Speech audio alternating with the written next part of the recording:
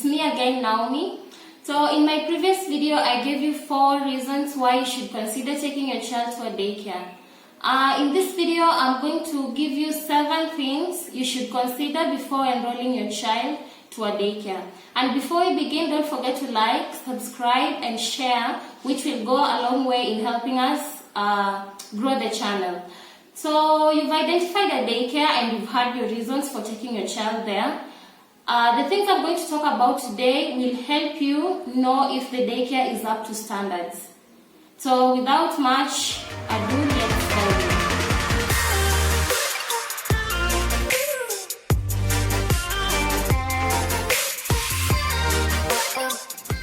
The first point is licensing. So you should ensure that your daycare is licensed, which means they have a certificate of registration and trading license, which means they've been vetted for things like health and fire safety measures, and also the owners and where they are operating from is recognized by the national and the local government.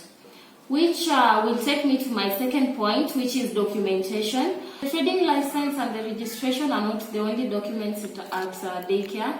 So for instance, at CBBs, we have these documents. So this is our policy document or our service contract. So here we have things like enrollment, methods of payment.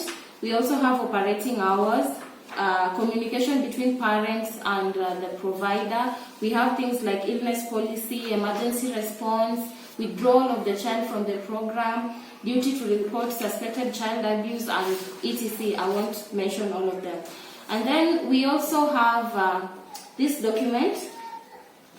So this is our payment record.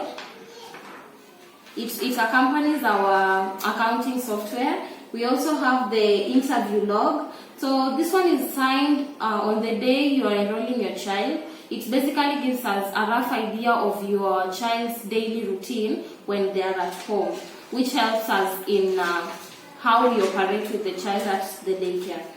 So we also have the photo permission. With the photo permission, it's the parent is giving us approval for using the kids' photos in advertising and how far we can use those photos.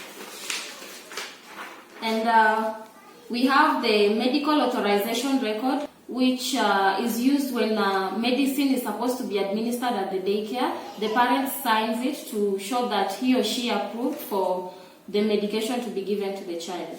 The documents I've shown you are not the only documents. We also have the employee's contract and SOP, that is standard operation procedures, and among other documents. I'm going to talk about is safety and security. So in my previous video, I said daycare should be a safer and secure place for kids, but also be sure to do your assignment and ensure that safety and security measures are put in place. So these are things like controlled access, fire safety and emergency response.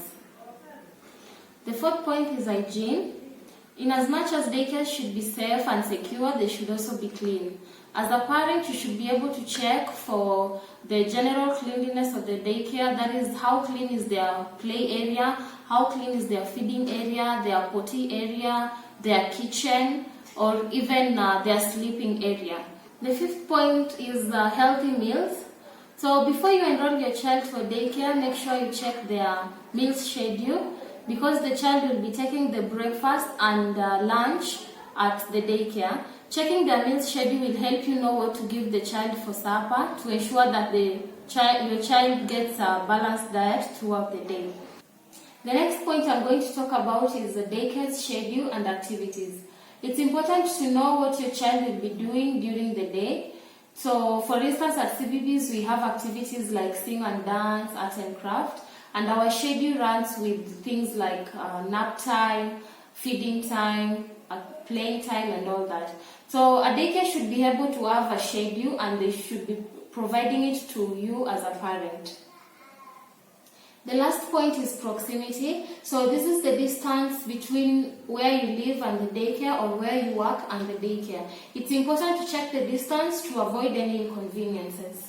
Thank you so much for watching, and remember to leave your